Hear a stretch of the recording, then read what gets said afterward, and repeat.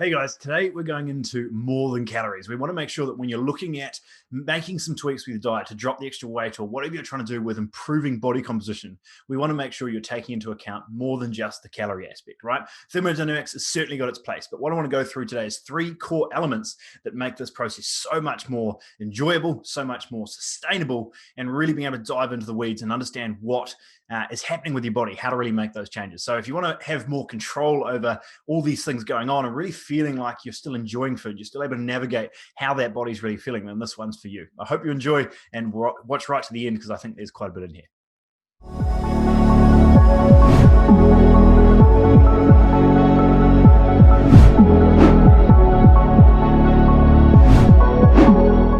Was sweet, I actually get to eat all this food and I enjoy it every single day, then like having that diet then doesn't become a hindrance. It becomes a stepping stone to get you to the next step of where you're ideally looking to achieve in regards to your health goals, so to speak. So Yeah, man, absolutely. And I think coming back to where our clients are at, or where some of the people kind of wanting to make the changes, like I have to make the changes, like, well, have to doesn't get much done, right? Want to actually makes those changes. And I think when we get on those calls and we create some clarity, that's a big part of it, is like, what's the reason we're doing this? Because 10 kilos is cool, but the reason we want to drop 10 kilos or we want to improve our energy, want to improve our gut health is because we want to show up for our kids, for work, for whatever those things are, right? So it's diving deeper and having that sort of I want to rather than get to mindset, or I want to and I get to. Yeah, and it just changes the perspective on it a little bit. When you're doing something because you want to do it, you're more likely to, you're not battling willpower then, because it's like, sweet, I actually get to go and do that. Or like, whether it's working out, whether it's eating a certain way, whether it's doing things a certain way, if you're always putting it in that mindset of like, oh, I've got to do that, then you're waiting for that point when you're going to say no, because it's almost like a problem for you instead of actually something you want to do. Yeah, 100%. Awesome, Ross. Well, good to have you on, dude. I'll dive into the more than calorie stuff, and like I said, if anyone wants to reach out to Ross, or if you got any questions, he'll be hanging around in the group as well to help you out. Yeah, man. Cool. Awesome, guys. We'll feel free to shoot some questions. Yeah, absolutely.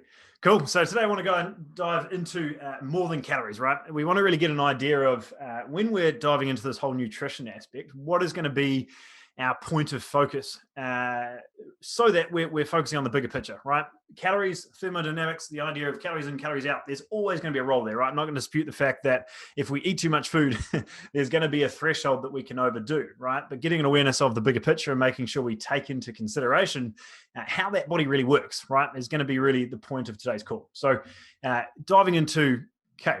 So the problem with this whole calories focus, guys, is that we tend to treat our bodies like machines, right? It's the idea of looking at energy expenditure, looking at doing more training, doing more stuff, and then eating less, right? There's two equations there. Seems pretty simple, seems pretty straightforward. The problem is when we start treating our body like machines, we tend to get the same breakdown, okay? We want to get an idea of what's really going on to build that body back up. And the trouble with a lot of diets, or pretty much every diet's focus, right, is trying to, whether it's restricting an eating window, whether it's cutting out a food group, whether it's whatever, at the end of the day, it's suppressing foods down, right? We're removing those food groups. And that's why keto or fasting and all these really simple versions of a diet have really latched on to masses, is because it doesn't require a lot of thought process, right? So we just want to get an awareness of, okay, there's simplicity in that, which is great. But the problem is we're suppressing how our body naturally burns fuel. Okay, so we just want to make a couple shifts on that. And especially as we get older, this is something we want to really take into consideration, right? When we're 20 years old and we're just following through, we want to drop a couple kilos and hormones are on our side, then fine. But the goal here is trying to make sure that, again, like we said before, it's that long-term focus, right? We want to make sure we show up better. We want to make sure our energy's still good. We want to make sure we're supporting that natural energy, those natural hormones, to actually burn that fat off or keep a nice level. So looking at how we can make those small shifts, nutrition goes a really, really long way. Okay. If we suppress our energy, our immune system, our recovery, it's not pretty good news, right? So we want to really look at the idea of how we can really elevate that body as a whole. And obviously the last one here is if we're following a set of rules, right, we're completely disregarding what our body's naturally telling us, right? These natural signs, this awareness that comes through is going to be your biggest skill set, which we're really big on in trying to make sure that long-term we have that blueprint rebuilt out for you, is knowing that we actually understand what these natural signs and signals are, right? It's much more of an art than a spreadsheet, being able to make these changes moving forward. So if we fix this, if we actually dive in and get an awareness of going through these skill sets today, and I'm going to go through three with you, is going to be We need to know when to push, and we need to know when to step back. We want to know what our body's actually telling you. When those signals come through, we can actually start to work with it rather than self-sabotaging process without feeling guilty about not going or whatever, trying to really build that base. Okay. When we know what those signals are, like I said, you know what to listen to. And we start making those small shifts. And rather than looking at counting every food and feeling whether it's a point system or a calorie or whatever, we're really starting to get away from a very, very arbitrary number of calories, right? Which is being put into literally how much it takes for a certain nutrient to be burnt, or a certain molecule of carbohydrate or protein to be burned in a furnace, right? That's how calories are counted, or the metric is made. We want to get an idea of how that actually works in my body, right? Because if I eat a burger, that's going to be metabolized very different to Ross, or it's going to be metabolized very different to Jess, or whatever that might be. So looking at this health and that base of getting the body elevated to that high functioning human again will make a huge difference to actually how that body's used, right? And that might be a difference of that 400 to 500 calories, just because we're looking at, one, the quality of the food, and also the quality of our gut, the quality of our ability to break that stuff down. Okay. So like I said, the three areas I want to dive in to start today's conversation, or get an awareness of some of these missing links that are commonly overlooked when we're starting to look at this calorie counting game, is one is going to be the autonomic nervous system, right? Really, really important topic. We dove really, really deep with our private clients yesterday on this, had a really, really good call. Second one is going to be the awareness of sleep, right? And everyone's looking at this nutrition and training percentage, right? Is it 60% training? Is it 40% nutrition? Is it whatever? The realization of this is, if we don't have an awareness of where sleep is, none of that really matters anyway, right? Because if our sleep is affected, if that's not at a level that's supporting a basic level of function, you're not going to be able to absorb those foods as well. You're not going to be able to train and recover as well as you should, right? So we really want to put a bit more emphasis on that sleep portion. Okay. And then the last one, we're going to dive into why the gut, a big focus of ours, as you know, is diving into gut health, making sure that base is there. So we must have that gut as a first focus point. I want to take you through a couple of points in today's call to really simplify this for you and help you move forward. Okay. So we'll go through all three of these steps. That gut one is going to be one to stick around for, so we can really dive into some action steps for you there. Cool. So first one I want to get an awareness of, as I said, going through the autonomic nervous system. Now, these are literally the two states you can be in. It's not, somewhere in between.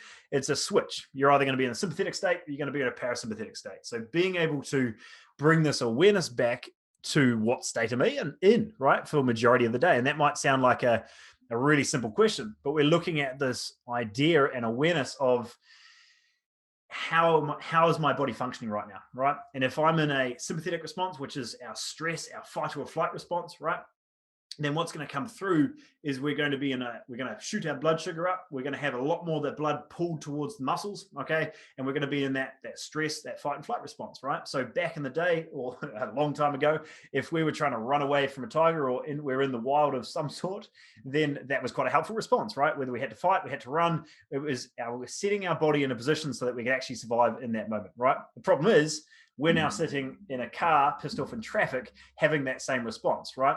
While eating a cheeseburger, whatever it might be. So we're looking at that base of realizing we have to really focus our attention on what is really that stress response about. Because it's no longer, most of the time, it's no longer about survival, right? It's this awareness of a simple response to whatever is happening in our day. And if we can have an awareness of what that is, it goes a really long way, okay? We want to get you back to being like the gazelle in this sort of situation, right? The gazelle sees danger, gets out of there, but then you'll see a minute later it's back to just grazing like nothing happened, right? If that was a human, we get out of there and then we're freaking out about it for 48 hours, right? That's what's really damaging the system, breaking down the body, okay? So if we get an awareness of this high level stress state, or low level, right, all day, that's the stuff that's really breaking down our body. And this is one of the things I lived for years. I was nailing the training, I was nailing the nutrition, and I didn't have that stress base taken into consideration, right? And I wasn't progressing. I was breaking down. I was sleeping really poorly. I was getting those gut and digestive issues coming through, even though I was eating all the right foods, right? If you don't take into consideration that stress portion, everything else is going to fall apart, okay? So being mindful of that state, right? And this is something we went through really, really deeply with our private clients last night, is this awareness of your breathing, okay? And we'll go through this really, really quickly now with you, is that ability to shift ourselves back into a parasympathetic state, our calm, rest and digest state. The easiest, most simple way that has been proven to actually get you back into that rest and digest is simply taking 6 deep breaths, right? At least 5 seconds in, 5 seconds out. If you want to get technical, you might actually extend the exhale a little bit more, right? And the big thing there is trying to make sure that's happening through the diaphragm, not the chest, right? Everyone's breathing really shallow through the chest, right? And it's a right, really, really short, and they're just doing that all day, right? Most people are breathing 18 to 20 plus breaths per minute. We really want to get ourselves down back under 14, okay? So getting an idea of those shifts is getting that expansion and contraction of the diaphragm and simply being mindful. If you can take that time to check in, right? And the big awareness is most people in today's society are eating on the run. They're getting something quickly. They're doing it while they're driving, right? There's all of these things that are coming through that are inhibiting our ability to actually break down, actually utilize food properly. Okay, so take that time to really be aware of that state before we dive into food. Right. Again, we haven't talked about how much calories or what even meal we've got in front of us. Right. We completely ruin the ability to absorb those foods if we're in the wrong state to actually digest that food. Okay, that same thing applies if we're a shift worker. We're trying to eat in the middle of the night. Getting an awareness of changing that focus around our ability to absorb food, not just eat it, goes a really, really long way. Okay. So, like I said, stress will stop a lot of things. First one, it's not about what you eat, it's what we absorb. You've probably heard me say that a fair amount of times now, right? Really looking at this ability to look at stress and how it has an ability to really shift our use of certain foods, right? If we are stressed all day, our ability to actually recover from simply the day or exercise, whatever it might be, will be massively lower. So if you feel like it's affecting, you're not bouncing back from training like you used to. One, it's probably something to do with hormones being suppressed. And again, that comes back to a lot of, if your cortisol's up, then your testosterone and all these other functions will likely be lower anyway. But simply the increase in cortisol in the body will break down more muscle, store more body fat by itself, right? So you'll really notice that really inhibit recovery. The next part is obviously going to directly inhibit sleep quality, right? So this awareness of if our cortisol is high, especially later into the day, it's going to really inhibit our ability to secrete melatonin naturally, okay? And there's been a real big trend in the last sort of 10 years or so, probably longer, that melatonin starts to be prescribed or recommended across the counter. At the end of the day, guys, you got to realize that's still a hormone, right? So if we start adding that in, supplementing that, we're suppressing or lowering our natural ability to actually use that hormone better, okay? All it comes back to, again, is bringing a better awareness to our stress response through the day, and it'll make our ability to actually fall asleep at the end of the day much, much better, okay?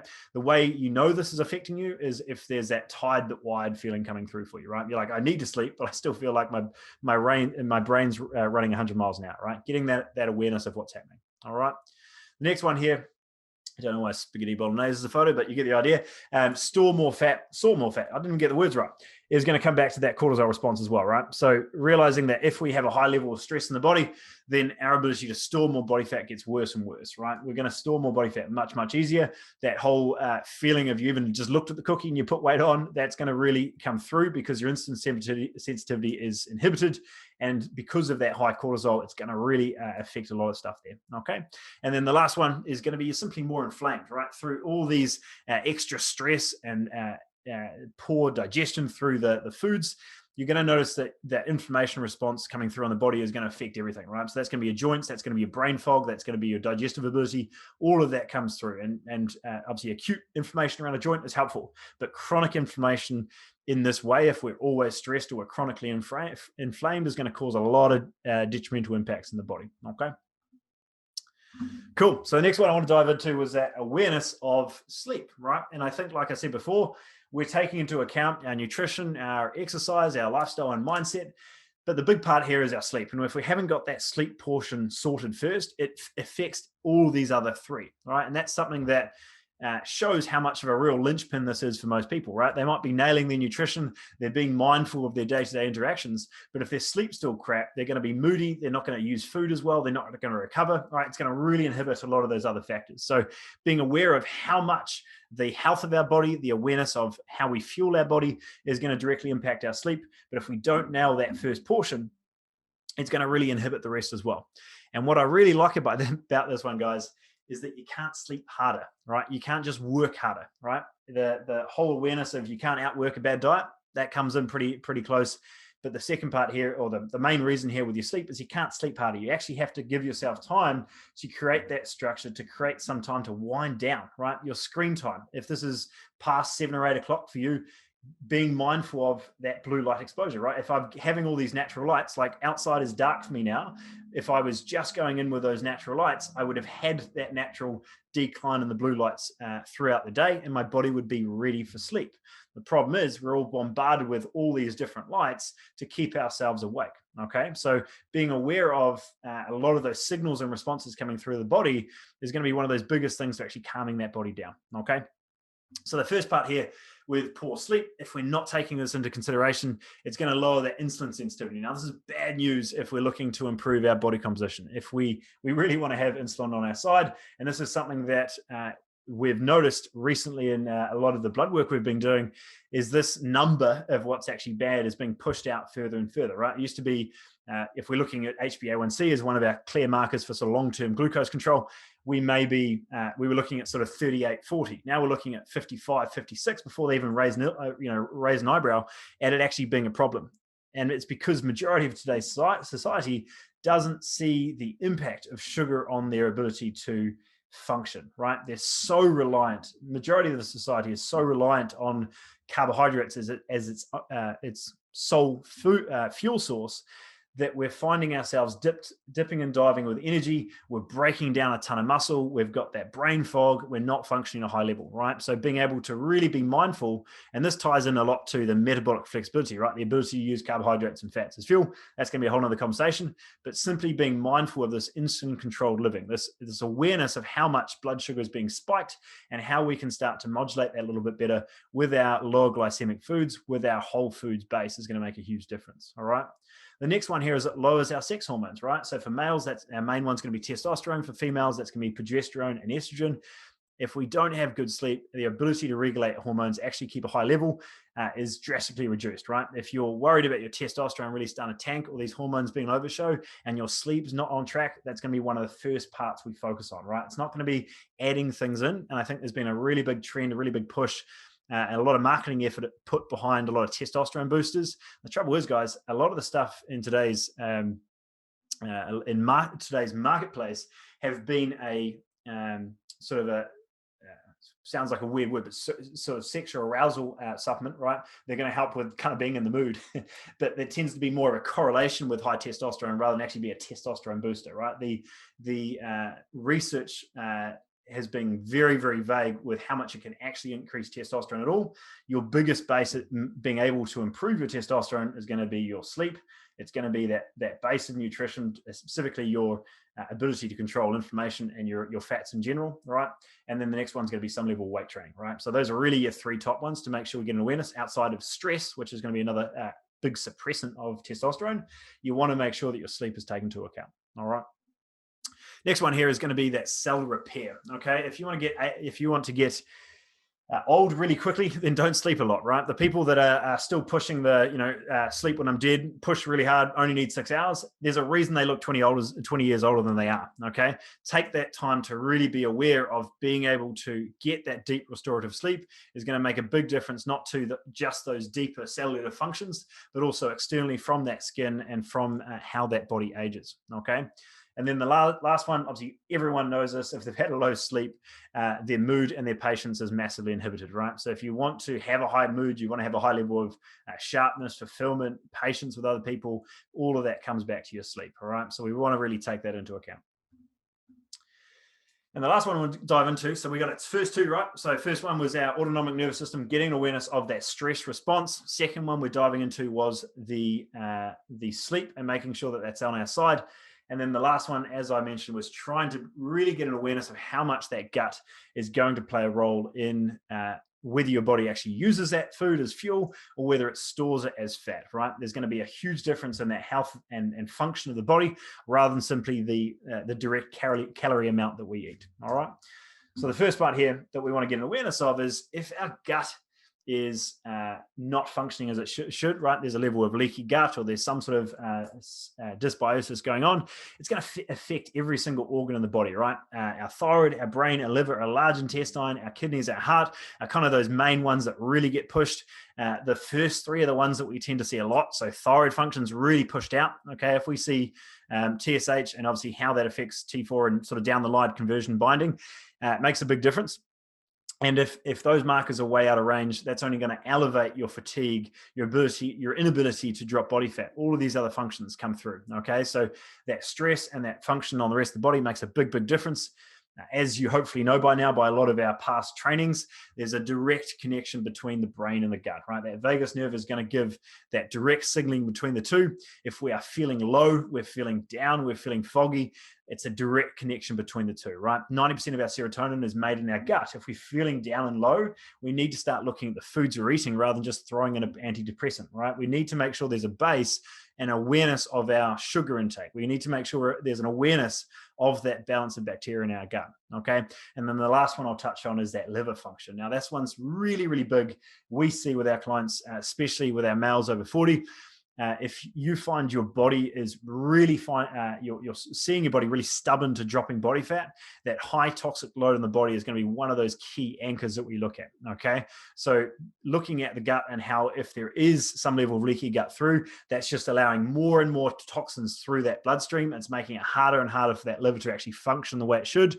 It's going to affect your estrogen. It's going to affect your fat storage. And it's going to affect so many other functions in the body, right? So realizing that if you don't start with that gut and that awareness of really rebuilding that base, every other organ, every other function in the body is going to be stressed out. And like we said in the first one, is simply that awareness of, all disease starts in the gut. If that base is not there, the systemic effects on the rest of the body is pretty huge, okay? So as a summary on this one, guys, I know I'm going through this one quick, but I just want to make sure we actually cover a couple of points here. First one is going to be simply that awareness of stress, right? When we're looking at the autonomic nervous system, we're looking at this awareness of what we need to take into account. Doesn't matter how well you eat, how often you train, if you're not taking into consideration that stress base, which actually does include training, is trying to make sure that looking at simply taking 5 breaths before your meal, right? Simply looking at what is that breathing rate when I'm going through my workday, all right? If you take that into consideration, you've just drastically shifted your ability to digest food, to recover, increase your immune system, right? It's going to make a big, big difference. And the best part, guys, it's with you everywhere, right? It's no pill, it's no shake, it's no anything you've got to add in. It's simply a base and a simple reminder to come back to you pausing and you checking in, all right? Next one's going to be rethinking how you go through those last 2 hours of the day, right? Like I said, you can't sleep harder. You have to simply restructure your day in a way that you're actually taking time to slow down. If you're not, and this is something that's really the great equalizer with a lot of people, is people seem they're so busy, right? They can't slow down at the end of the day and they've got too much on with work, right? If you don't take that time and really value yourself and your ability to recharge as much as you do perform, you're going to know that performance directly suffers, right? Our ability to recover directly impacts our ability to perform, all right? The next one here is that listening to the signals our body is telling us, all right? If we're seeing that bloating, that tiredness, that gassiness coming through after a meal, that's a direct inflammatory response to some of these foods. Your body didn't like it, right? Doesn't mean you need to add in more digestive enzymes or you need to take a new supplement. You need to listen to what you've just taken and be mindful of making the changes to your nutrition to know we have a healthy base. Because as I said, if you're not taking into consideration that gut, then it's going to be having that systemic on-flow effect to all these other organs in the body, all right? So find that root cause before adding in more stuff, all right? And that the last one I want to touch on is obviously diving into that approach. There's obviously a lot here. This is really the cornerstone of our R4 approach, right? That reset as that awareness of that stress. It's finding those linchpins, finding those first points of contact so we can really start to build an awareness of where you should start, right? There's 20, 30 things we could be focusing on. But if you don't take into consideration your stress base, nothing else is going to make sense, all right? The next one is going to be that repair. It's going to be diving in and really getting a base of what those health anchors are, right? One of them for most people is going to be that stress. It's going to be that sleep. It's going to be looking at all these elements of how do we really rebuild that base and get an awareness of what organs or functions have really been stressed out, like liver and thyroid are really big ones for us, right? Looking under the hood and really building that base. Once we've got that, we look into that recalibrate. We want to make sure that we're actually looking at that whole quality versus quantity. And again, It comes back to stress. Most people are trying to outwork a bad diet, or they're not building a base of movement to really get that flow on effect from their nutrition and training. All right. So if we build that in and really get an idea of actually knowing we're getting the right stuff into our training or our movement, makes a big, big change. All right. And the last one there is obviously that reinforce, and trying to make sure that long term, hopefully what you're seeing today, guys, is no longer getting your calculator out and pushing you like an engine. It's trying to make sure that you're listening to your body, you're understanding those flows and adjustments, right? Whether it's for females through different phases in the cycle, for males, if it's through different sizes, through different phases with, or females with work projects or things that are coming through that are affecting that stress. We're not just coming in with, I'm going to work harder, I'm going to push my body harder. Because a lot of time we're seeing that really break down the body and not allow things to function the way it should, right? So the big goal there is knowing, when should I train? When should I step back? And really knowing that base and that foundation of your blueprint to know you can move forward, okay? So if you want to dive a little bit deeper into that, guys, hopefully you've got a ton out today to simply look at food a bit differently and keep improving, as we've talked about in the last couple of weeks, that relationship with food and being able to really build out that as a next step. Ross will be hanging out in that in the Facebook group. He can add a couple of comments below, and I'd be more than happy to send you all a copy of the gut cheat sheet that we've sent out over the last couple of weeks as well. So if you want a copy of that, Ross can send that through to you, which will break down a lot of what we went through today even further. So if you want a copy, simply write that gut cheat sheet below, and Ross will send it through for you later. Okay.